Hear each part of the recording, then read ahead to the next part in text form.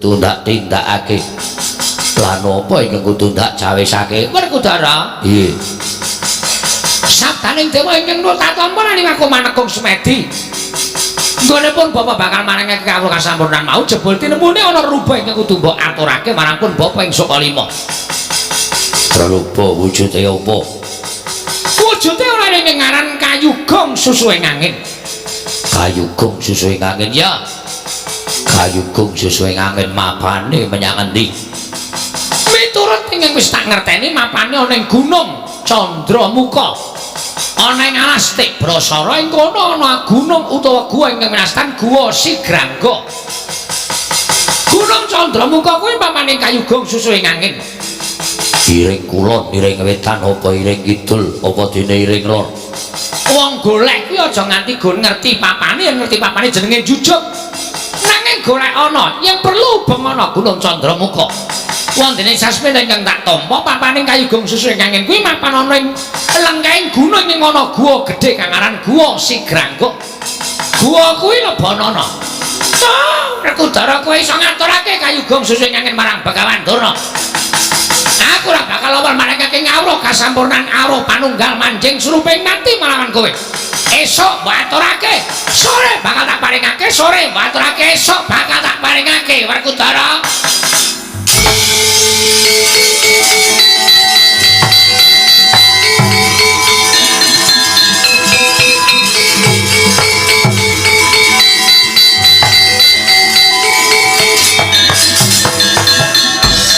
manganjur lakone ngangin gugur anggra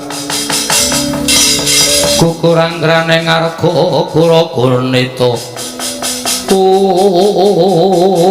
Durna bapakku Bratasena piye kowe ngerti watak wantune anakmu Bratasena aku yen iya mesti bakal tak lakoni yen ora mesti bakal tak singkiri gandeng atiku wis matur iya lan sagu upaya kayugong susuing angin mula dina samengko aku njaluk pamit sike ya ngira apa ora becik prayoga kowe mampir ning Sokalima ora kang sedhela sapejagong kalawan Papa gurumu ya aku Begawan Durna sapejagong dina mungguri yen wis rampung gaweanku upaya kayugong susuing angin kaya ngono nggih ya kula wektu dina iki aku njaluk pamit aku budal ning Alastik Brasara ning Gunung Candramuka papane ning Guwa Sigrangga tak golekane kang aran kayugong susuing angin ndak memuji kersane Gusti muga-muga kesempatan panjang kemulan bisa nampa wejangan saka Begawan Durna wujuding kawruh kasampurnan kawruh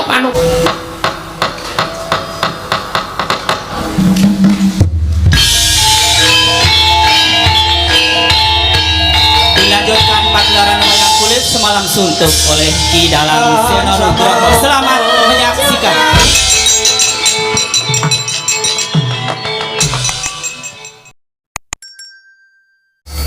Diwang semono mati luwih ana sasmintaning sun jagat wasisaning Upadara paman Harya Sengguni ayo ndadekake guguk peknerosi paman marila wiji wenten ngajengan manira paman Patih Plasa Jenar kawula nun nggih anak Prabu sakalangkung gorawalan panampinipun ing abdi kepatihan dupi kula tampi timbalanipun paduka anak Prabu ing Ngastina wonten ing Jawi sanget kuwatos sing manah Bindoron Salomba pinanjering alun-alun kumitira caruk maras nanging sarep wonten ngarsa paduka tebih saking raos kemarasan wanter sabda pangandika paduka anak Prabu ingkang bapa ing kepatihan sumadung dawuh nggih kawula nok nuninggi Paman Plasa Jenar nggih katiparan anggone si paman ingsun percaya minangka dadi badal wakil ingsun Pranata tata rakiti negari Ngastina mula diake matur marang manira Paman Plasa Jenar menawi paduka ndangu bab tata rakiting praja sadaya mboten badhe nguciwani para kawula sami sayek saeka kaptiakar luguring nusa bangsa tuwi negari Ngastina medhaipun para prajurit mboten kendhat anggenipun sami gegladen ulah kridaning aprang sawanci-wanci praja paduka katemping paramuka mboten badhe anggepok kunca paduka anak Prabu ingkang bapa ing kematian remuk ngasawurna putung sumangga kabandhem nonggil kawula nun mekaten nggih aturipun ingkang bapa ing kematian dadosaken bumbung raos ing manah ora liwat pakaryan ingkang utama tindakna selawase lan diprayogaken anggenipun lenggah wonten ing Datul ya Wilujeng Astina paman kula sejenar kawula nun nggih anak Prabu sampun boten kirang prayogi pisuwanipun ing abdi kepatihan ning Plasa Jenar ingkang paman nggih kawula nun Bapa Durna Bapa Penembaning Sukalima katuran karaharjan rawuh jeng andika Bapa Penemban wonten ing Datul ya Wilujeng Astina Bapa Penemban Durna kandhak blagudhuk soal gembal sumerante hawela kula nuning nggih tansah pinanganing kawidadane ring Sambikala sawanipun ing Bapa ing Sukalima mangya widodane skala sowan kula tebih saking Sambikala namung kepareng ingkang Bapa ngaturaken salam taklimipun ingkang Bapa kunjuk kersa maduka anak Prabu ing Astina nggih anak Prabu Duryudana sampun kula tampi karya bumbung raos ing manah mboten langkung kasecakno anggen jengandika lenggah Bapa Prabanduna lanaknan sampun boten kirang prayogi piswanipun ingkang Bapa ing Sukalima menapa dene Kakang Prabu Karna ing Awangga sawetawis rawuh wonten ing Datulaya kepareng pinarak ingkang langkung sekeca Kakang Prabu Karna ing Awangga kawula nun Nyai sampun boten kirang prayogi piswanipun ingkang Raka ing Awangga namung kepareng kula ngaturaken pudya pangastawanipun ingkang Raka kunjuk Sandhapada Paduka Yayi Prabu sampun kula tampi karya bumbung mboten langkung kasekecakno anggen jengandika lenggah Kakang Prabu Karna ing Awangga nun inggih sampun mboten kirang prayogi piswanipun ing Raka ing Awangga wonten negaring Astina dinten samangke menika Yayi apa dene sira Dimas Kartowarma prayogatno nggone isi adi ngadhep ngarsanipun Kakang Yayi Dimas Kartowarma Lho iki sembahan kula sampun boten kirang prayogi piswanipun ingkang rayipun Kartowarma napa kepareng ingkang abdi ngaturaken sembah sumenging pangabektinipun ingkang abdi kunjuk kersa paduka Kanjeng Koko Prabu wis tak tampa sihat diatur bekti kelawan pun Kakang ora liwat pangestunipun Kakang Tampanono lan mratakno mring sang yukadane ingsun kang padha gantung sebo aja ngantung ning padha saur manuk jeneng walirun dewabareke wigatining pasewakan lho menapa sampun paduka dawuhaken badhe kula candhi nggo jimat Kanjeng Koko Prabu sembahan kula papan Plasa Jenar wonten timbalane ngadhawuh nggih Bapa Penembanduna kula wonten menika ngadhawuh menapa nggih Kakang Prabu Karna ing Awangga nggih timbalan Yayi wale-wale menapa mesti kemawon gagap gugup penggalipun para sepuh dene dinten samangke kula ngawontenaken pasewakan ingkang benek kaladat ingkang sampun mila sepinten kalepatanipun ingkang putra pun Duryudana kula nyuwun samudra pangaksami dene kula wantun hambayongi dhateng rawuh jengandika sami mboten lega raos ing manahipun ingkang putra pun Duryudana menawi dereng wonten wiyosing pangandika paduka para sepuh ingkang paring pangapunten dhateng ingkang putra pun Duryudana anggen kula wantun kumalancang hambayongi para sepuh wonten ing madaning Datul ya titikel gansah mangke paman Plasa Jenar Bapa Penembanduna nyawa-nyawa jimat kula nggih anak Prabu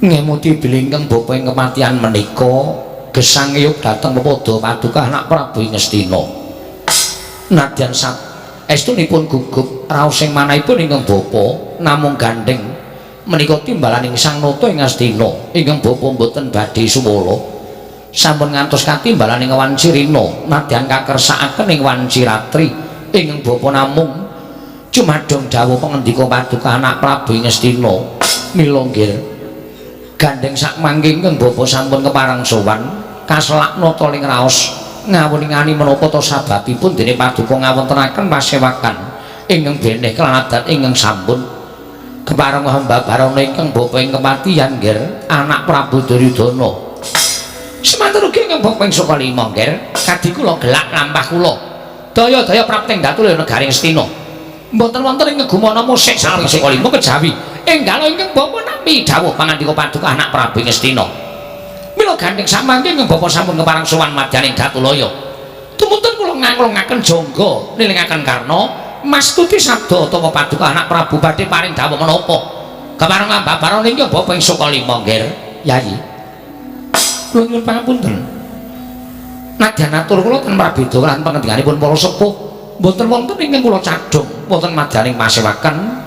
Kejawi namung kewajiban menapa ing kedah kula sangkul kepareng ambabarana dhateng Raka ing Awangga.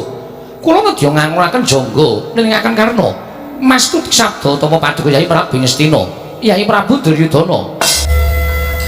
Matur sembah nuwun tanpa kepindhan. Dene mekaten pangendikaanipun para sepuh ingkang kula tampi andadosaken bombong raos sing manahipun ingkang putra Ngastina. Katondo bilih sedaya ingkang kepareng lenggah badaning Datulaya menika lair batos anggihipun nyengkuyung dhateng adhengipun ingkang putra Ngastina pun Duryudana minangka dados makuthaning bangsa Ngastina. Kasinggihan sabda paduka anak Prabu kepareng ambabarana lajeng sambung rapetipun wonten pundi nggih dene paduka paring dawuh ing mekaten. Paman Loso Jenar wonten timbalan Bawadana. Wonten timbalan nggih. Nadyan tiyang sak jagat menika sampun sami mestani bilih antawisipun Duryudana lan sak kurawanipun kaliyan para Pandhawa menika tasih tunggil daging daging. Tegesipun kula kaliyan para Pandhawa menika tasih sederek nanging tumrap kula monggo ingkang sami badhe mestani pangraos kula tanpa beda kados nalika kula sampun munjuk atur ngersanipun para sepuh nadyan Pandhawa menika sami mestani kadang kula piyambak nanging tumrap Duryudana menika satru mungging cangklaan menawi boten kula singgiraken tartemtu dados kelilip tumrap kanalindranipun ingkang putra pun Duryudana. Bila wangsul wangsul kula tansah ambudi sarana duwe ambudidaya kados pundi Pandhawa saged sirna saking lumahing bumi kuraping langit nadyan wangsul wangsul katindakaken paradene gagar wigar nanging tumrap manahipun ingkang putra pun Duryudana menawi tasih cetha pocapan kula tasih cetha penyawang kula anggen kula nyawang gelaring jagat iwahe seming rembulan boten kendhat anggen kula tansah ambudidaya supados para Pandhawa menika alit kasangsaya agengipun dumugining pecah. Inggih. Namung raos kula ingkang kados mekaten menika tumuntun gadhahi raos gelo. Tumuntun gadhahi raos keduwung. Ingkang mestanipun para sepuh menika hanjangkung tuwin tansah handumbani menapa ing dados gegayuhanipun ingkang putra pun Duryudana. Nanging pinten-pinten candra menika raos kula dipun gegasah dening tingkah lampahipun para sesepuh. Satunggaling sesepuh ingkang agung cecaketan kelawan kadang kula pun Bratasena ingkang tansah cecaketan kalian kadang kula pun Werkudara. Raos kula kuwatos manah kula boten jenjeng kula boten tentrem menawi nyumurupi kawontenanipun Bratasena ingkang caket kalian satunggaling pini sepuh negari Ngastina.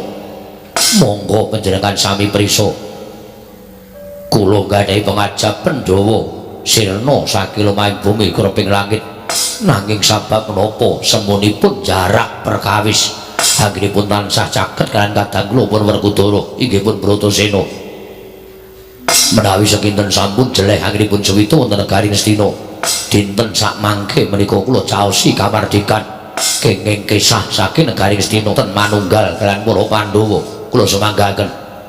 Nanging menawi tasih nak saged nampi kekucah saking Duryudana tuwin semunipun tasih ngraosaken seger ngunjuk toya wulu wetu negari Ngastina lan tansih tatasih tuwuk dhahar wulu wetu negari Ngastina kula suwun kanthi sanget sampun ngantos gegasah dhateng manahipun Duryudana sampun kula ampah pinten-pinten candra laminipun ewadene kula nuwun sewu dinengke kaya ora krasa menika ndadosaken gempung raos sing manah kula nuwun sewu nggih.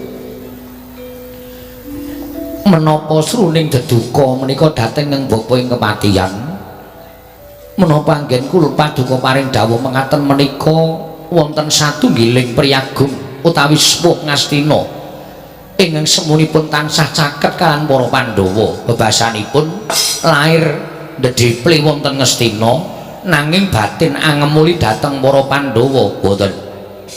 Monggo kula aturi paring dawuh sinten ingkang gadhahi pakarti kados mekaten cetha ngeling semi sanget ing atasipun nuwun sewu pendak nampi kekucah tansah dipun tampi pendak nampi ganjaran tansah dipun tampi nanging jebul batosipun boten nyengkuyung dhateng paduka anak Prabu Ngastina nanging tansah ngemuli dhateng para Pandhawa. Nuwun sewu sesepuh ingkang kados mekaten menika semunipun kok boten pantes lenggah wonten ing datul negari Ngastina nggih. Boten pantes menawi sesepuh menika dados nayaka agengipun dados pujangga utawa tiyang ingkang gadhahi drastina jernyatanipun lair batosipun dereng saged dipun gagapi. Bawaduna wonten dawuh nggih. Mboten badhe kula etang-etang malih. Anggen kula mujatur ngersanipun para sepuh. Samangke badhe kula dumuk kemawon. Supados sedaya sami priksa babagan lampahan menika. Menika langkung prayogi, langkung prayogi. Dados boten wonten raos tambuh-tambuh salebeting manahipun para sepuh nggih. Ingkang kula kajengaken ingkang tansah caket lan para Pandhawa mliginipun Werkudara mboten sanes kejawi namung bapa Nembanduna ingkang rinten panteraning dalu tansah siningkepan gelanipun Werkudara tansah sinembah-sembah dening pun Bratasena malah kula sampun mangertos piyambak saking prajurit juru telik sandi pinten-pinten dinten ingkang sampun kepengker semunipun Bratasena boten wangsul dhateng kasatriyan nanging nyipeng dhateng Sukalima Bawa Prabanduna. Lelampaning mekaten menika kala wau Blakasuta gegasah dhateng manahipun Duryudana. Kula suwun Bapak Durna tepi dhateng jejeripun minangka dados nayaka Ngastina tuwin sesepuh negari Ngastina. Monggo panjenengan priksa menawi kula menika mboten cocok, kula mboten condong kaliyan para Pandhawa. Nanging sabab menapa semunipun Bapak Durna jarak perkawis supados Duryudana ngawuningani dhateng tingkah lampahipun Bapak Prabanduna. Loleh. Enos walu gembal manyar-manyar duk neng Dunggul Wana dadi salah dadi wana. Kula nuwun sewu nggih. Sampun ngantos jengganti kula anak Prabu Duryudana tumunten ngepataken dhateng Bapak ing Sukalima. Deripun kados nundhune paduka paring dawuh mekaten. Lho inggih. Mergi menapa? Nuwun sewu lho, kula menika dipun dadosaken jejering guru. Dening Rama pun sinuwun Prabu Dastarata kirana memulang murid dhateng Kurawa lan Pandhawa. Monggo jagat menika sampun sami mresani bilih Pandhawa menika ugi siswa kula. Kurawa ugi siswanipun Begawan Durna. Kula nuwun sewu, kula jejering Brahmana utawi guru menika mboten badhe banci nggih bansiladan dhateng siswanipun. Kenging menapa Bapak Durna tansah caket kaliyan Werkudara inggihipun Bratasena. Kula nuwun sewu, menika sanes niat kula nggih. Menika sanes niat kula. Namung panci niatipun Bratasena inggihipun gandrung kayungnya ngelmunipun ing Bapak ing Sukalima. Kakang Duna pripun Dewate? Ingkang dikersake dening anak Prabu Duryudana, sampeyan ki aja caket-caket karo murid sampeyan. Nuwun sewu, kula tak takon, apa ana jejering guru kok ora cedhak karo murite? Tegese wewangsaning ilmu sing diparingake marang guru marang murite mau ora bakal ditampa dening murite kanthi becik. Yen lahir batine guru ora caket karo lahir batine siswane. Ning ketoke ilmu caket karo Werkudara kuwi kebangetan. Kebangetane nggon endi? Ing atase siswa liyane sak paripurnaning pamulangan tumuli didhawuhi supaya bali marang papane dhewe-dhewe. Ning kok Werkudara Bratasena ora takon bali ning papan kasatriyane kok rengkuh mapan ning Sukalima. Kuwi dudu karepku ya Dik Pate. Nanging kuwi karepe Werkudara, karepe Bratasena. Nggone tansah isih kurang nyecep ngelmu ning Begawan Durna. Yen liya-liyane nyecep ngelmu manut kalawan wektu wis ditemtokake dening pamulangan Sukalima. Yen Bratasena rampung pamulangan isih kurang, kepengin njaluk ngelmu karo Begawan Durna. Monggo aku jejering guru. Guru ki ora bakal awal kalawan ngelmune, apa sing dijaluk dening siswane mesti bakal diparingake. Mula apa ya salah yen to Bratasena nganti nginep-nginep ning Sukalima. Kuwi dudu karepku, ning karepe Bratasena dhewe. Ora dikersake dening Sinuwun Prabu Ngastina. Lho, nuwun sewu nggih, lajeng lepat kula wonten pundi jabi kula dawuh nuwun prisa. Bapak Durna caket kaliyan pun Bratasena. Inggih, kula ngertos. Nanging caketipun ingkang Bapak Sekali menika mboten kok wonten menapa pun menika babar pisan mboten. Jar kula kepengin madheg adil menawa dados guru. Mboten wonten kuwi ingkang kula mban cindhe, mboten wonten ingkang kula mban siladan. Sedaya kula sami, Kurawa kula mban cindhe, Pandhawa kula mban cindhe ugi. Mboten kula benten-bentenaken. Sedaya kula kaparingi kawruh, kula paringi ilmu, jumbo kalian menapa ing sampun kula paringaken dhateng siswa-siswa sedayanipun. Wontene Bratasena anggenipun tansah mapan wonten Sekala menika, namung piyambakipun menika nyuwun supados paringipun ngelmu ingkang sampun aturaken menika saya gamblang saya cetha anggenipun nampi tumuli saged dipun cakaken lan saged dipun lampahi menika niatipun Bratasena mboten wonten niat menapa kemawon. Kakang Duna pripun ning nuwun sewu lekas sampean menika mboten dados renanipun anak Prabu Duryudana sampean ora entuk caket-caket kalian Bratasena. Wah lha pripun to Di nek ora entuk caket karo murid iki terus guru ki terus kepiye lek arep mulang? Nek ora entuk cedak karo murid guru lek arep menehi ilmu kepiye coba? Monggo ilmu kuwi nglakoni kanthi laku lekas lawan kas tegese kas nyantosan sedya budya pangkese durang ora ana ilmu sing tanpa laku. Najan ilmu apik kaya ngapa yang tanpa dilakoni kuwi cabar ora ana dayane apa-apa. Ning najan mung ilmu sithik, ning ilmu cilik-cilikan. Nek lek nglakoni kanthi tememen tuwajo, ya nyatane ilmu mau migunani gedhe tumrap ingkang nyandang ilmu mau. Lah apa Bratasena kleru yen to cedak karo gurune? Coba aku tak takon. Malah dadi senenging guru lho, ing atase muridé gelem njaluk ngelmu luwih saka kanca-kancane. Kuwi tegese pancen murid sing kepengin pinter.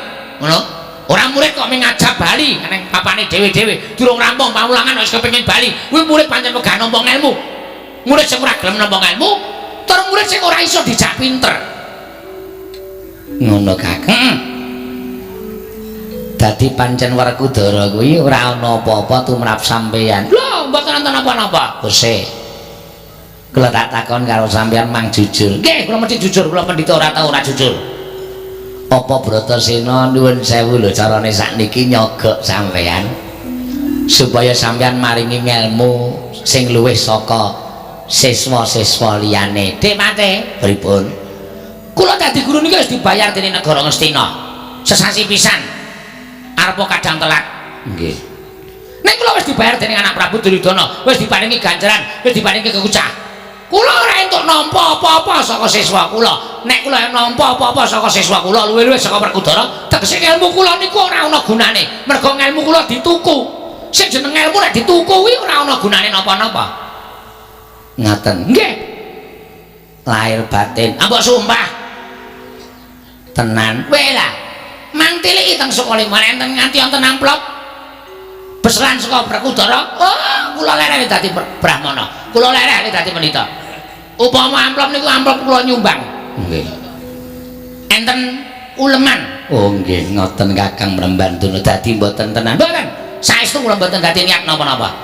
Kula tekaken Bratasena menika namung kula nuwun sewu, jejering guru kaliyan siswa, mboten gadhahi niat menapa kemawon. Oh Tuna. Mboten dawuh nggih. Prasaja nggih mawon. Lekasipun wudune kados mekaten menika mboten damel tentrem raos ing manah kula. Mboten damel jenjem raos ing manah kula. Lajeng kersa paduka kados pundi? Kula badhe nyuwun priksa. Nyuwun priksa bab menapa? Bapak Dura tasih jenak menapa mboten lenggah wonten Negari Ngastina. Lho. Lah kok kados mekaten pandangan paduka? Mesinipun kedah mekaten pandanganipun Alindra Ngastina. Jer kula ingkang menang jenengipun kawontenaning kawula lan ayaka Negari Ngastina. Bila kula aturi paring dawuh. Bapak Dura tasih jenak menapa mboten lenggah wonten Negari Ngastina. Ayo Kakang diwangsuli. Isih jenak apa ora lenggane negara Ngastina? Kula nuwun sewu kula badhe nyuwun priksa.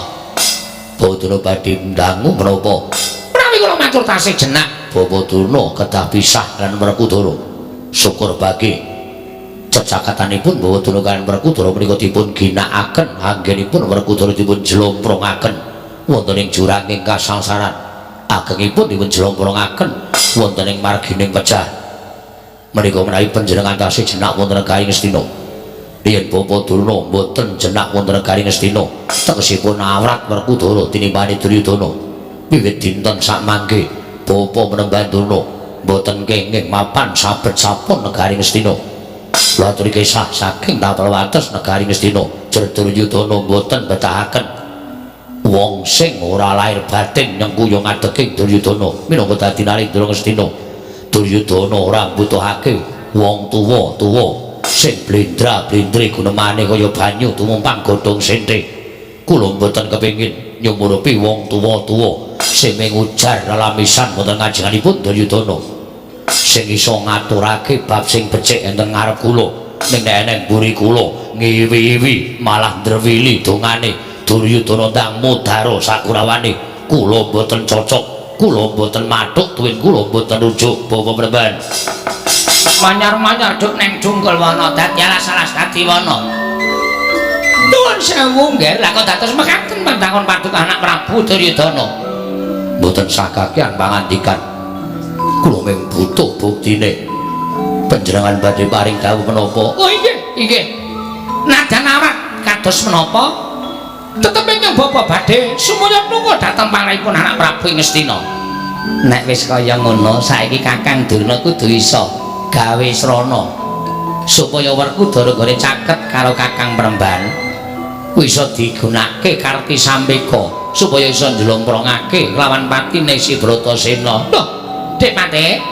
Nuwun sewu lho, Dik. Menika wau namung babagan anggen kula betah menapa mboten lenggah wonten negari Ngastina. Wis ta. Sampeyan niku manut kalih kula. Kula niku wong nomor 2 teng negara Ngastina. Ning kok sampeyan sing dawuh kalih kula? Ra inggih ngaten to nggih, cocok kula mathuk, duwe kula gathuk. Bapak Dra kedah damel sarana pripun carane supaya Bratasena aja nganti langgeng uripun ing alam padhang.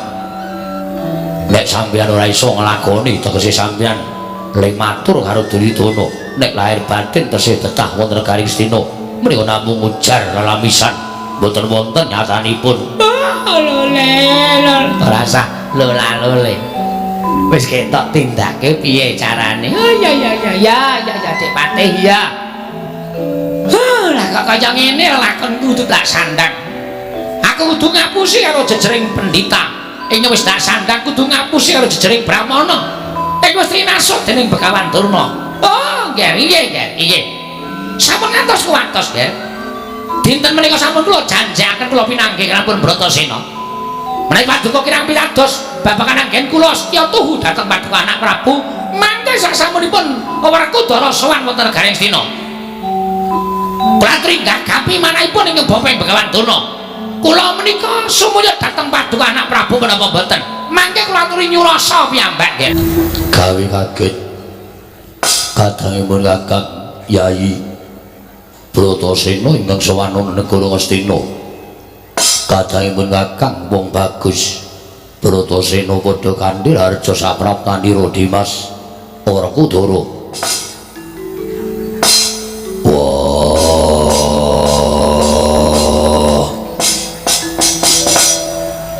Duryudana kakangku ya slamet aku ora lan sewijapa basaku katura. Ya Yayi pun Kakang tampa karya bumbung penggalipun Kakang ora liwat pangestunipun Kakang Tampanono ndak gegem dadekake jimat. Angger Raden Bratasena katuran karaharjan rawuhipun senggone bapakku ya sembahku katura. Nggih kula tampi dawah sami-sami nggih. Werkudara Bratasena padha kandhil harja sapraptamu nggih. Sesuwaku wong gagah Bratasena. Durna bapakku slamet aku. Aku ngaturake basaku katura. Oh iya tak tampa gawe gedhe ning atiku. Ora liwat pangestu Tampanono ya Werkudara. Ndak gegem dadekake jimat. Yayi padha raja sapraptamu. Karna kakangku slamet. Aku ngaturake basaku katura. Dimas kadangipun Kakang ndak tampa kanthi lega-legawaning penggalipun Kakang ora liwat pangestunipun Kakang Tampanono. Ndak gegem dadekake jimat. Bratasena Duryudana kakangku piye? Sawise satata siadi sowan ing negara Ngastina. Katon asu ing dadi napasasat kang dadi riwe boyo wigatine. Mula enggal matur marang kadangmu ing Ngastina, Dimas, yen pancen darbe gegayuhan sarta darbe atur. Mula kake ndak menangake matur lawan pun Kakang.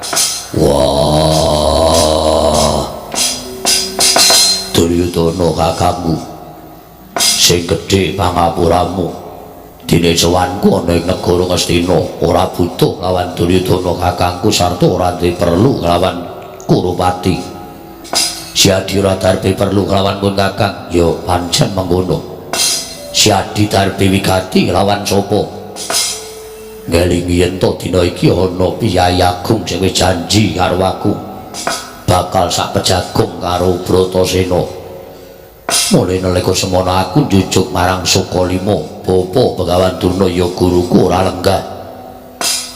Ature cantrik nalika semono matur kelawan aku yen to tinimbahan sowan ana negara Ngastina. Gandeng Durna bapakku wis janji lawan aku. Mula tanpa wigih ringa-ringa tumuli tak susul marang negara Ngastina. Sing wigatine dina iki Durna bapakku wis janji lawan Bratasena kawruh kasampurnan manjing suruping pati uga kawruh panunggal ingkang bakal diparingake marang aku. Gandeng Bratasena kuwi gandrung kalawan ngelmu kasampurnan lan kawruh panunggal.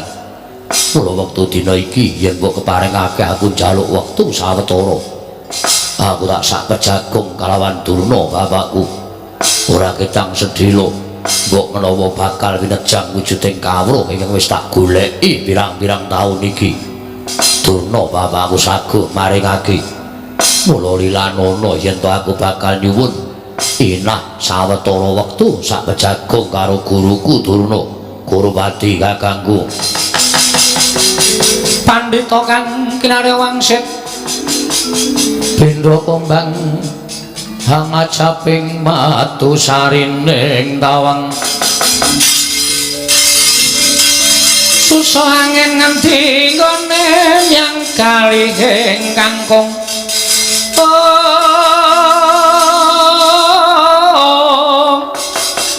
saksimi perulu ing ungguli langit Paksimi perlu ing ngungkuli langit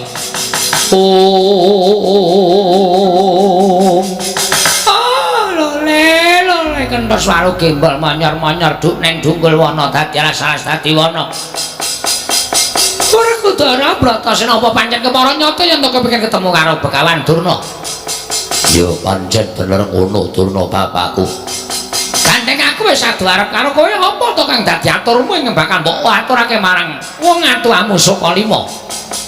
Jumbuh lawan ngendikamu pirang dina kepungkur. Nalika ning Sukalima kowe paring dawuh lawan aku. Yen to bakal paring kawruh kasampurnan Durna bapakku. Dina iki nyaketi wayaning titi mangsa kala ing mbok janjekake. Wah aku njaluk pengendikane Durna bapakku menyang endi nggonku bakal golek kawruh kasampurnan. Mula kaget Durna bapakku paringa dawuh. Lole. Bejo Werkudara, bejo kemayangan panjen mbok menawa kawruh kasampurnan.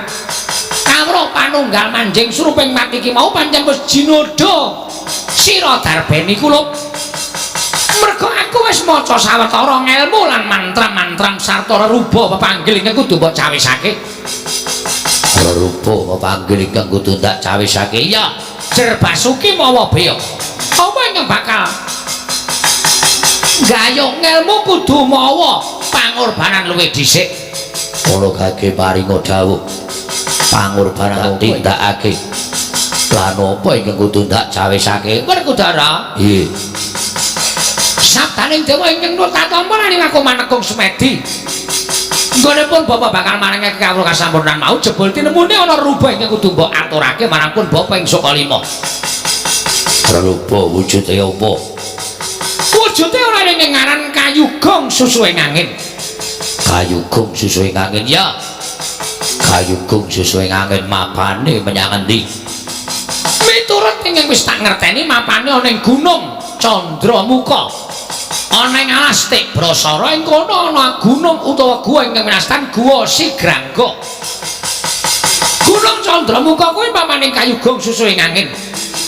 Iring kulon, iring wetan apa iring kidul apa dene iring lor.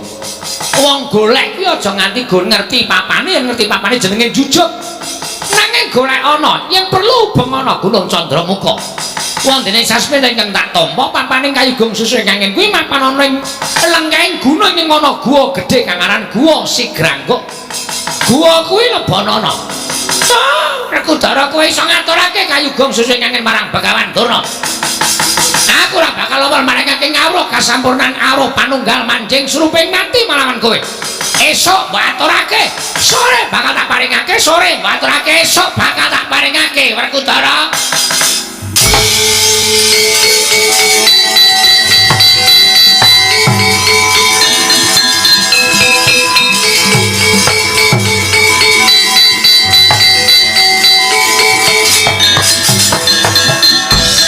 manganjur lakone ngangin gugur hanggra gugur anggrane ngarga kura gurnita Durna bapakku Bratasena piye kowe ngerti watak wantune anakmu Bratasena aku yen iya mesti bakal tak lakoni yen ora mesti bakal tak singkiri gandeng atiku wis matur iya lan sagu upaya kayugung susu ing angin mula dina samengko aku njaluk pamit sikik ya ngira apa ora becik prayoga kowe mampir ning Sokalima ora kang sedhela sapejagong kalawan Papa gurumu ya aku Begawan Durna sapejagong dina mungguri yen wis rampung gaweanku upaya kayugung susu ing angin kaya ngono nggih ya kula wektu dina iki aku njaluk pamit aku budal ning alas Tibrasara ning Gunung Candramuka papane ning Guwa Sigrangga tak golekane kang aran kayugung susu ing angin ndak memuji ngersane Gusti muga-muga kesempatan panjang kemulan bisa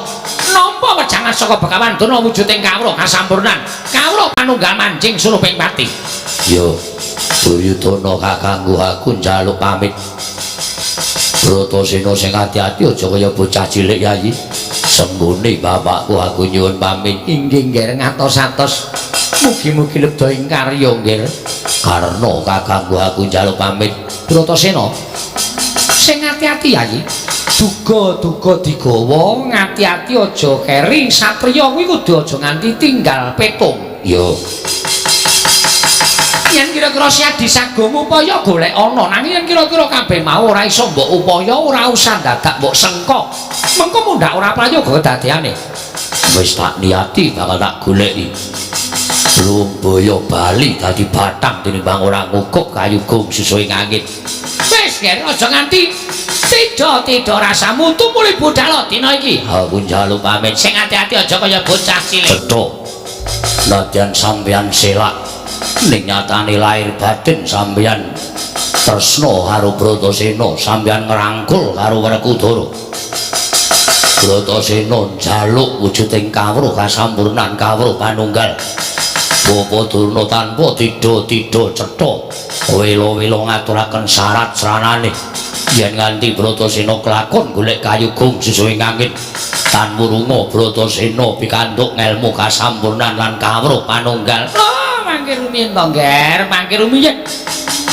sampun kesesuk nglepataken dhateng Bopeng Sokalima sedaya menika kedadipun glejah tuwin dipun nalar langkung rumiyin sampun ngantos paduka menika ndawahaken sro bebendu dhateng Bopeng Sokalima nggih menapa sampeyan isih selak kena ngapa sampeyan isih duwa dhateng menapa ing sampun aturaken inggih mestinipun kula mboten badhe duwa dhateng menapa ing paduka dawuhaken jer menika kababar dados kasunyatan nanging menapa ing sampun paduka dawuhaken menika mboten cocok kaliyan menapa ingin dados langking manahipun ing Bopeng Sokalima mboten cocok kados pundi panjenengan kalau mau dawuh kados pundi nek Durna isih betamapan wonten negara Ngastina tegesipun kula kedah saged damel karti sampeka sengsaraning Werkudara agengipun pejahipun Werkudara nyatane sampeyan maringi dalan nggone golek kayugung susu ing angin oh mangke rumiyin to Nger mangke rumiyin kula tak matur dipun midhangetaken langkung rumiyin kados pundi menika sedaya kala wau namung karti sampinganipun ing Bopeng Sokalima kula aturi prisa nggih Bilewana Tek Brasara Gunung Candramuka Guwa Sigrangga menika mboten saged ngati kawanten mapan wonten ing telenging wana Tek Brasara. Sabab wana menika gawat kliwat mingit kepati satumara satupati jalma mara keplayu. Sarta malih kayugung susih angin menika namung pangreka dayanipun ing bapa ing Saka Lima. Tetembungan ngaten menika kala wau namung damelan kula. Dados Bratasena mapan wonten Tek Brasara menika mboten badhe pikantuk kayugung susih angin. Mergi mboten wonten wujudipun. Namung piyambakipun badhe sara pejah wonten telenging Gunung Candramuka, Nger. Ikan Kakang Prabu Karna mboten dados menapa inggih, matur sembah nuwun. Kula namung badhe nglairaken dhateng pangunek-unek ing raos kula. Pangunek-unek kados pundi? Yayi, kula nuwun sewu. Kula menika senopati lho. Kula menika wonten negaring Stina menika dipun dapuk dadi senopati, mongko senopati menika pakaryanipun dipun ajokaken wonten ing peperangan. Menawi pejah, kula ingkang pejah nomor setunggal. Inggih. Monggo anggen kula tebesaken negari Ngawangga kula kadhawan sowan wonten negaring Stina menika mboten wonten ing gumana musik sabeting manahipun ing Raka Ngawangga kejawi. Namung kula nampi dawuh supados kula menika madheg senopati upami paduka menika gething dhateng para Pandhawa. Malah pemanggihipun Nyai Prabu menika menawi Pandhawa tasih sugeng utawi tasih gesang panjenengan anggenipun dados nalindra wonten negari Stina menika mboten jenak, mboten kepenak, mboten tentrem, tuwin mboten jenjem. Menawi cara ingkang Raka Ngawangga kula aturi paring dawuh dhateng Raka Ngawangga Kakang Prabu Karna kula nyuwun pejahipun para Pandhawa. Dinten menika kula bidhal sonten mangke kula mboten saged nyangking mustakanipun para Pandhawa. Keplalah kula lereh menika dados senopati negaring Stina. Mboten wonten ginanipun. Nanging kula nuwun sewu. Yai Prabu menika nedheng Sinewaka. Yai Prabu menika nedheng lenggah wonten ing dampar. Monggo mboten namung dipun adhep priyagung setunggal kalih sedaya kawula Nayaka Punggawa gelar semanten kathahipun. Kenging menapa to sababipun para Punggawa Nayaka menika mboten sami munjuk atur. Krana sami tumungkul ing kisma, mboten mantun munjuk atur mergi sami ngudaraos. Menapa to pangudaraosipun para kawula, para Nayaka lan para Punggawa menika mboten sami kejawi namung lho. Lah kok ratu Gusti kuwi jebul ratu Gustiku ratu sing jirih getih wedi mati. Jebul Narendra Ngastina menika satunggiling narendra ingkang miris satemah marang sababade nyumurumpi muncrating marus. Waduh, Yayi. Kula mireng klesekipun para kawula, para Nayaka, para Punggawa ngaten menika nuwun sewu kula lingsem. Kirang menapa to Yai Prabu Diludra menika Narendra ageng ya agung, Narendra gedhe, bondo ya bandu, bondo brana picis bandu, Narendra ingkang Ababala Raja. Ingkang nyungkul dhateng panjenengan menika ewon. Mung mateni wong lima iku dadak nganggo karti sampeka sing jlimet, nganggo akal ugel sing licik. Nuwun sewu dadak nggunakake apus krama cangkeme pendhita sing mencra-mencre kaya banyu tumumpang godhong sithik. Menawi karna sampun boten dipun ginakaken wonten negaring Stina, kula boten dipun dawuhi menapa-menapa. Terus napa gunane kula dadi senopati? Sekecake lenggah kula tak bali teng cangkemku diblendrak-blendrekke. Mboten napa-napa Kakang Dur. Pancen pambegane anak Prabu Karna menika kula nuwun sewu. Nek kena adem tuh mulai dadi kempel, nek kena panas menika gampang ajer. Mula penggalipun menika molak-malik mboten kanten-kantenan. Dek Patil aku dadi kaya ngeten nggih lakon kula. Sampungure Bratasena ati kula menika kok melang-melang kaya ninggal jejapang wonten tepining Balumbak. Sami. Lho, sami pripun? Sakumuripun Bratasena menika ati kula ya melang-melang kaya ninggal ndok. Teng tengah-tengah wiyaga. Mesti dirubung nggih. Nggih. Bawodana wonten dawuh nggih. Paman Haryo wonten timbalane ngadhang. Bab perkawis Kakang Prabu Karna Panji kados mekaten pambeganipun sampun ngatur dipun penggali. Nek kula nyuwun kanthi sanget menapa ing dipun ngendikaken Bapak Durna menika kandas dumugi ning Batos. Oh inggih, kandas. Dumugi ning Batos. Mboten badhe kula menika matur kok. Kanthi atur Durna menika mboten babar pisan mboten badhe kelampahan. Nggih. Samangke badhe kula buktekaken menika langkung prayogi nggih. Paman Arya wonten timbalan budhana kang padha sibuk lan dawuh marang sanggaring para sata Kurawa kinen modal lakune Bratasena ya Werkudara nek pancen entuk gawe lan untuk sesuai ngangin Bratasena entuk gawe aja iso mulih krocok gamaning dalan ingestaken dawuh nyun pamit madal pasilan ngantos sampun kados lari-alit Buduna wonten dawuh dipun tenggo sowanipun Bratasena syukur bagi wis ora sowan tegese tekaning pati upama isih sowan ning negara Ngastina mangsa bolok gawe karti sampika oh inggih ngestaken dawuh Kartomarma wonten timbalan ing dawuh diweji budal kang padha sibuk ingsun kundul kedatun kawula nuk nyun pamit madal pasilan sing ati-ati aja kaya bocah cilik Dimas Kartomarma kang maguru gongso tetek kaya putula warpan driting turangga esti kakak ningkang tojo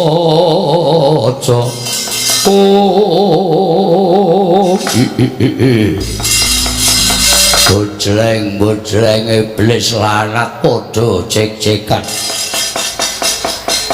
ora dalan dak sawang saka dhuwur gunung wujuding menungsa lumrah nanging bareng adu arep lha kok dedeg ku ngaluhur gedene padha karo awake dhewe dalan upama didung wong loro mesti bakal wareg selawase urip takone kang sapa jenenge Gus aja mati tanpa aran kowe sapa wah edan suarane gedene ora jamak-jamak ana buta loro bebasan kaya jambe sinigar mapake lawan aku sapa prajeka ngendi dedongko sing tunggalastik prasara sing ngreksa gunung Candramuka papanku ana ing guwa Sigrangga aku Tegya Kala Rukmuka aku Rukmakala kowe sapa Den Siswa Sukalima Raden Bratasena ya wani ora arek alastik brasara wigatine goleki ingkang dadi srasran minangka nggonku bakal nampa kawruh kasampurnan wujude apa kayugung susuhe angin ora dalah keblasuk wong iki selagi aku ini wis tetaunan mapan ana ing kene wae urung tau weruh kang aran kayugung susuhe angin lha kok dadi kowe goleki kayugung susuhe angin ana ing Tik Brasara cento yen to keseluruh dalan sing kleru mula aku ketemu karo kowe malah kepasang yuk katuje nginu tegese piye para tuduhno kang aran kayugung susuhe angin ora budhek satriya iki aku durung tau weruh kang aran kayugung susuhe angin yen pancen kowe ora durung tau weruh semingkira aja ngadang dedalan laku ning Bratasena kosek aku semingkir nanging aku tinggalono kowe njaluk tinggalan apa ora ketang daging setampel getih setetes tak mergo wis sasen aku ora mangan daging kitang menjangan ora nyesep getihing kethek sarta ora nyesep getihing satu wana tinggalono ya Den yen kowe butuh daging setampel getih setetes ora minta tinggali daging setampel getih setetes nang yen bisa malah awakku iki dadi panganmu lho bocah iki piye awakmu dadi panganku dasar kepala nyoto ikhlas karo nyawamu ora ikhlas apa-apa yen pancen ikhlas tumung kula bapa ngakasa mubur ibumu Pertiwi pancen wis bener kang dadi panggerbaning atiku kowe diutus dening para dewa dadi panganing Rukmuka lan Rukmakala ayo yen pancen wis do ikhlasake nyawamu mapan lak cokot gulumu tugel dadi panganing Rukmakala wah kelakon takok Kyai Rukmangala apa Kakang wala kekuatane gegirisi iya awake Birawa go ngaluhur jebul dudu wong loro saudon telu saurupan kekuatane gegilani mula tak cobane yen Kakang kalah coba aku sing maju mbok menawa aku ingkang bisa mateni sing ati-ati banget ke lalu meraih jengkelit iki tiba pertama iki jengkelit lah kok bareng ning ngarepku kok salto wedan kekuatane ngedap-edapi coba nah aku perang dikendangi kendang wetan tenan rasah namah kangelan lesolah wayange nggowe dobat abitke ya Kang ayo dibut loro kowe ngarep aku mburi wis mesti mati rasa dioke ayo aku tak saka kono kowe saka kono Kang yo piye Kang dibut loro ya mesa sentosa saka mburi ya etel wae saka ngarep ya etel wae dan tenan monggo biasane saka mburi iki terus kalah iki ketoke ora biasa iki aku kulino anggila ajar kok mburi iki biasane terus kapok ning iki kok ora apa-apa wah dicoba meneh Kang dicoba piye waduh loro kok mulak-malik ya ben mumpung wonge madhep rene kletakan saka kono nggon gulu kuwi men nggon otot terus entek getihe di Rukmangala mumpung wonge madhep rene kletakan saka kono woi lah darat piye di ora sukses aku dikipatke kontal diantil semaput do semaput do grenengan saka kono Kang mumpung wonge madhep rene cokoten Kang mati derek aku piye Kang ora apa-apa saiki madhep rono saiki madhep rene cokoten saka kono mati piye urung nganti nyokot wis dituthuk aku wis kalah karo udan iya dasar wae cokot cah sirahe buta kali berbabah mungguing dadah tutuk ngorok kaya kawah nalika semanten dangu sayaning dangu ilang kuwandaning sang Rukmangala wenteh Sang Hyang Bathara Indra ana wigati apa dene pun wis wujud dewa teka dadak wujud raseksa wong Mas Punama sidang sekaring bawana langgeng Bratasena Bathara Indra akeh kuwi satemene sawise wenteh bali kelawan wujud ulun wujud dewa sayekti ulun bakal ninggal kelawan jeneng Dita nanging Kakang ulun Bathara Bayu ingkang adreng ketemu kelawan jeneng Dita mula babakan perkara iku ulun pasrahake kelawan Kakang ulun Bathara Bayu bapakku eneng apa Bratasena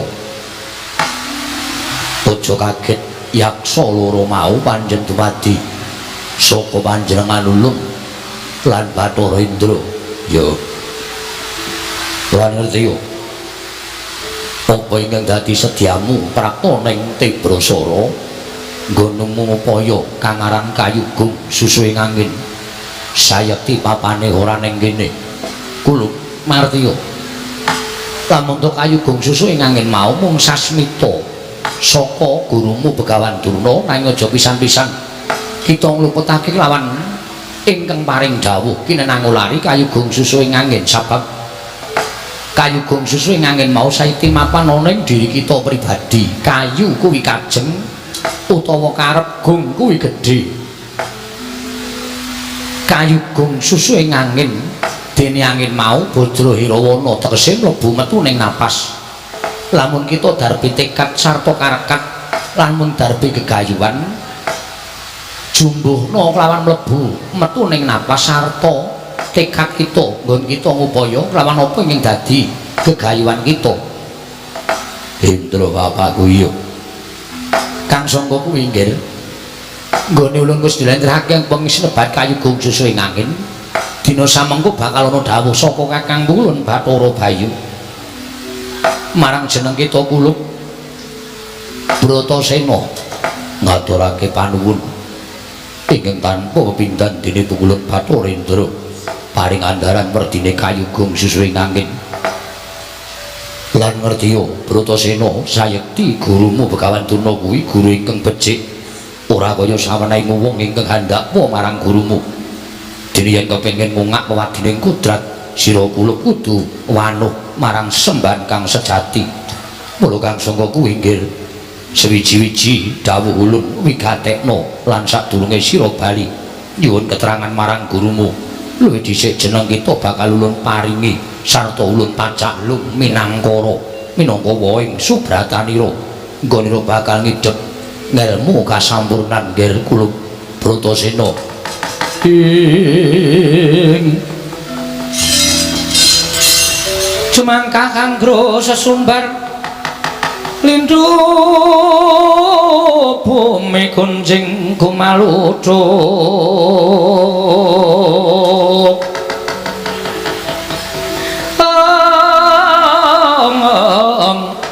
maluduk kuntur ketup lumembak penyu kang kumambang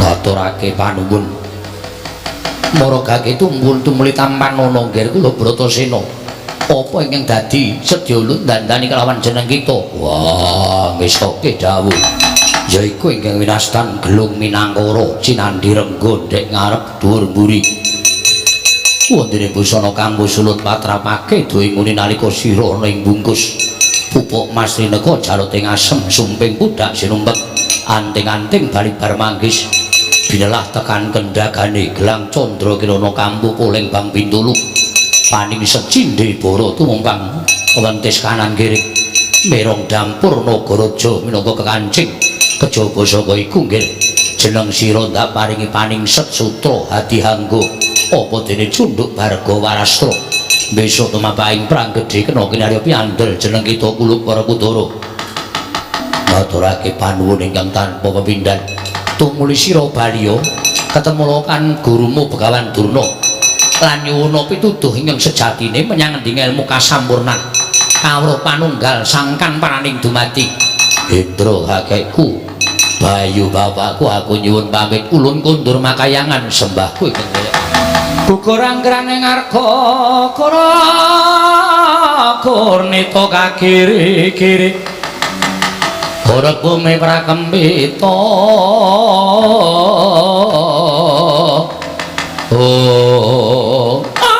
lole kentos walu gembol manyar-manyar duk ning tunggul wana dadi alas-alas dadi wana tak kira nek dudu kowe Bratasena tak dadi kowe bareng sowan ana ing pertapan saka lima monggo tak dawuhi goleki kayugung susue ngangin lah kok malah potonganmu dadi kaya ngono iki piye Prabu? Wah, ketemu karo Bathara Bayu. Loh, ketemu karo Bathara Bayu? Iya, karo kakek Indra. Tumuli piye kabare kayugung susue ngangin? Apan sing mbok kandhake mau ora ana. Loh, ora ana piye? Ora ana nanging aku entuk tegese kayugung susue ngangin.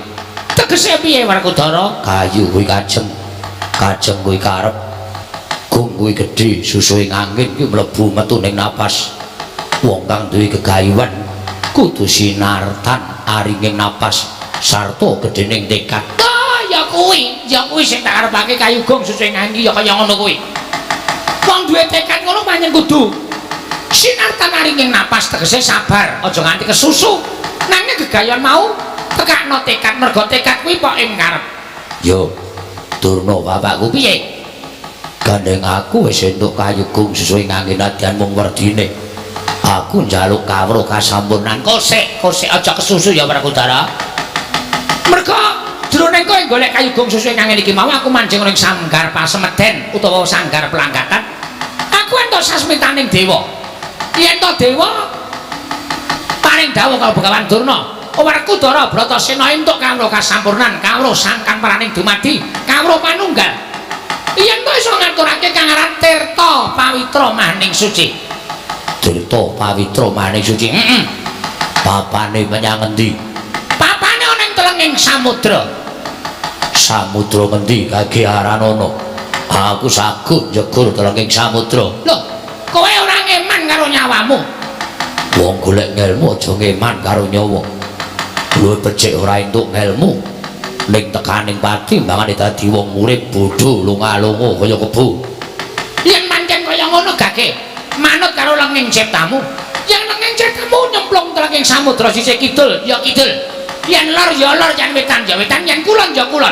Manut karo lenging ciptamu. Cara njegur segala mesti ora bakal iso urip. Aku sono dadi Werkudara. Kowe iki maune iki panik. Nek nek bar panik terus cangkemmu iki sak penake dhewe lho. Apa kowe pantes dadi Ndara Werkudara? Ngene wae, Gong. Piye? Sapa? Kowe apa aku sing nututi Ndara Werkudara? Lho, malah apik dadi pahlawan. Kowe nyemplung renang sing banter Ndara Werkudara diseret. Ngono iso. Sapine sapa iki? Samene kono. Iki ana sing mrupet wis mejet kaya urung. Marai kepikiran aku. Aku tak mulai ya ora sah. Wis ana sing mrupet mejet aku ora kepengen iya engko gampang ora. Anjur sampeyan dhewe. Piye to? Duit saking pasundulan temeka jempol suku. Nalika semanten Sang Werkudara kaya wis ngraos pejah. Datang ngraosaken gesang. Nalika semanten kinarya nyengkakaken pejahing Sang Werkudara tutuk naga arsa denelih wonten ing jejongga.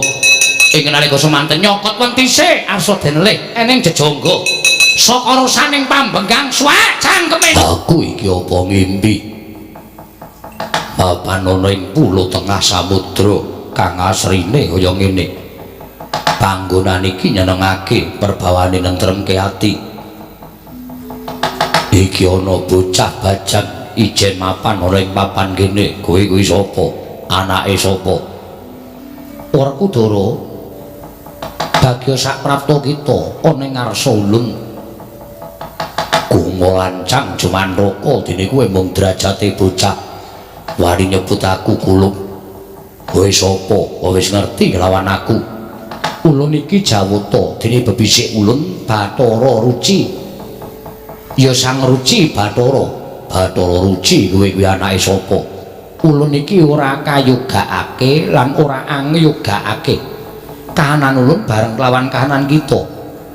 Yen pancen kowe kuwi dewa mestine awas paningalmu. Mula aku njaluk titikan. Yen kowe bisa nyebut aluran ingkang nurunake aku gelem ngaku yen kowe kuwi dewa. Ya. Ulun mituruti panuwun kita. Jeneng kita mono anak Prabu Pandhu kang panenggak patutan lawan Dewi Kunti. Kadang kita kabeh kuwi kang aran Pandhawa yaiku Puntadewa, jeneng kita Nuli Arjuna. Banjur Naklos dewa kang mijil saka Dewi Madrim. Mengkono apa ora? Ya. Dene Pandhu wong atuwa kita kuwi anak Abiyasa, Abiyasa anak Palasara, Palasara anak Sakri, Sakri anak Sekutrem, Sekutrem anak Manumayasa, Manumayasa anak Parikenan, Parikenan anak Brahmana. Brahmana kuwi anak Brahma, Brahma kuwi anak Bathara Guru. Iku munggut kang dadi alur kita. Saya aku gelem ngakoni yen kahananmu tunggal jati ning kahanan karo aku. Lan aku bakal nyembah ndodok karo kowe. Laing aku njaluk titikan. Waton kowe bisa mbatang apa perlune Werkudara tekan kene. Lan kowe kudu bisa nuduhake kanthi cetha ngendi lan ndi ndak upaya. Nggih.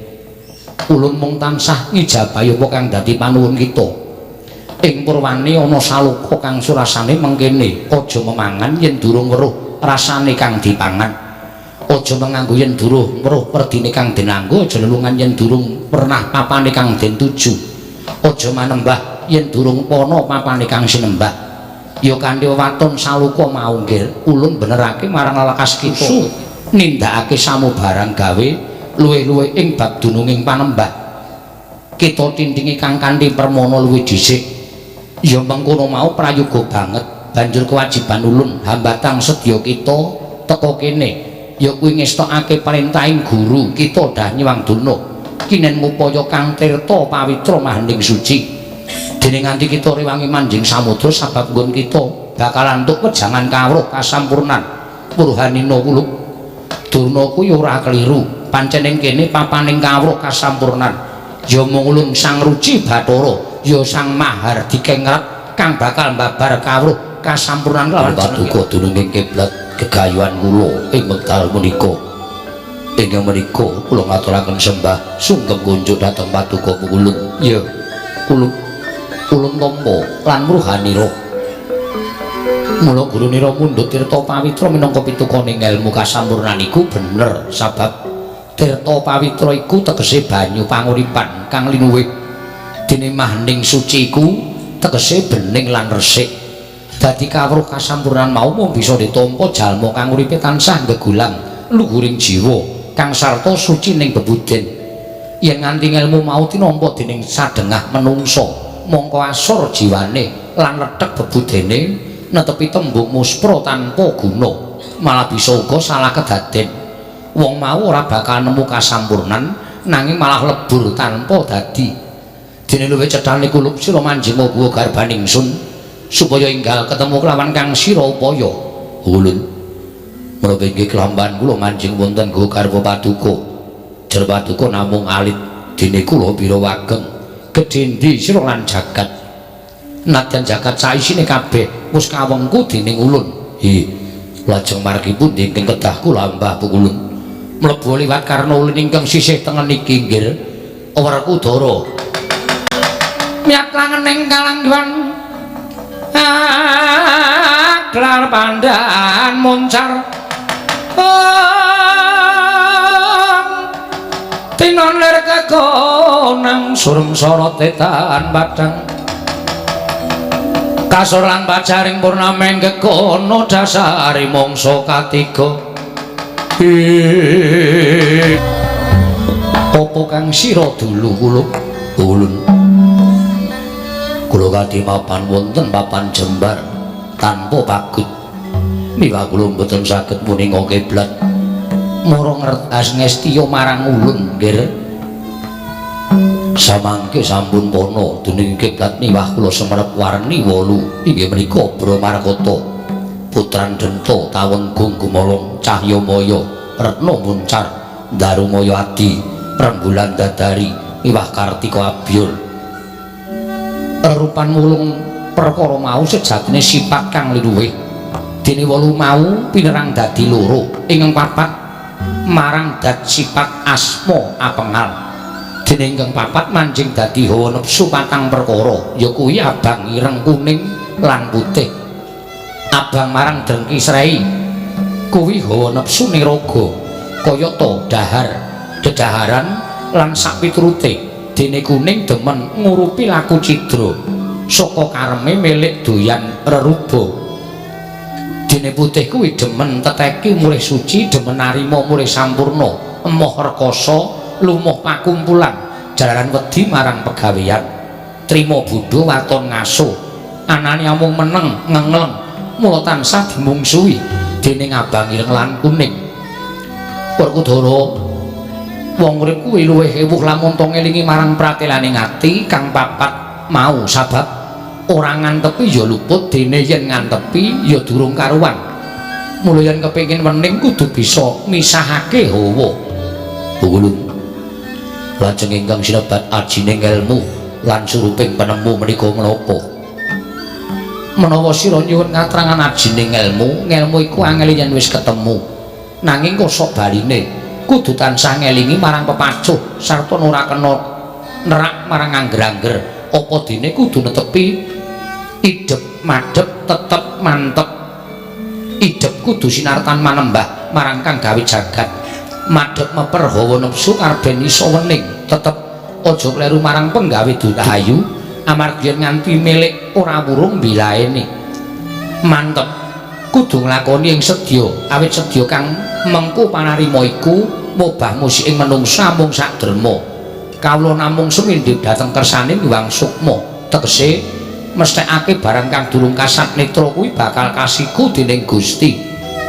Mengkono muluk mungguh panjinging ngelmu wondene surupe ngelmu ya kuwi setya legawa sabar narima berbudi bawa leksana setya legawa aja sugih sujana lan lila ing donya ikhlas marang pati pamriyit diwen rahayu nandra kelakuan becik lan suci tepo-tepo marang sakpadha-padha sabar narima tegese sabar iku den saronta ing tekatira yen to kadukanan dening sukma kudu narima lan rumangsa dene narima ya kuwi tansah ngenteni sih ing Hyang Sukma awit ing tekad pusagah nglakoni beja cilaka lara kepenak pinter bodho wening kodeng urip lan mati berbudi tegese demen tutur becik demen madangke wong peteng wong kang peteng pikire sarta tetulung marang wong kang ketaman ribet wondene bawa leksana kang gedhe hambeke sarta kang luwih budine aja nista lan kang bisa cukup pamikire kudu mulat awas lan uga tansah naliti mranata basa tanduk ing karti sampeka dene sirikane yen dusta candala nganiaya marang sakpadha dene dumadining menungsa iku saka pepatriing Gusti Bapa lan Ibu Gusti maringi cacah sanga yaiku kang awujud panca indriya dene kang papat kasebut cipta rasa budi lan karsa dene Bapa maringi cacah papat turta sarwa kasar wujud balung kulit otot lan daging dene Ibu maringi cacah papat sarwa alus wujud getih sungsum jeroan lan otak kulub ora kudara kabeh piwulang-ulun iki mau dadi ngelmu nyata ing reh kasampurnan ya ing aran Tirta Purwita Suci lan sira uga wis ngawuningani sangkan paraning dumadi sangkan paraning brungadi sangkan paraning dumadi sanga perkara papat saka bapa papat saka ibu tumuli kapanjingan sukma dene sukma kuwi paringane Sang Hyang Mahanasa ya Gusti karya jagat merga saka sukma ing satemah titah bisa kumrimbyah bisa urip ana ing alam padhak mula ora aneh lamun ta wis titimangsa koncatan sukma bakal nglumpruk tanpa daya ngibarate kaya dene batang ing ngatang-atang panuring ing tanpa pepindhan kula namung kemawon kula boten badhe medal saking papan mriki ora kudara wonten dawuh kewajiban kasatriyan kudu tetep kita sangkul durung paripurna nggon kita madheg minangka satriyaning jagat mula tetepno kasatriyanmu linandhesan ngelmu tirta pawitra manding suci satemah saya komplit nggon kita bakal gawe tentreming jagat sawigung nah ngaten kula kedah tetep medal saking telenging samudra ulun ingkang bakal ngedalake kelawan jeneng kita sawise metu saka talingan ulun kita bakal ulun sawatake enggal metu saka samudra kene nggih Werkudara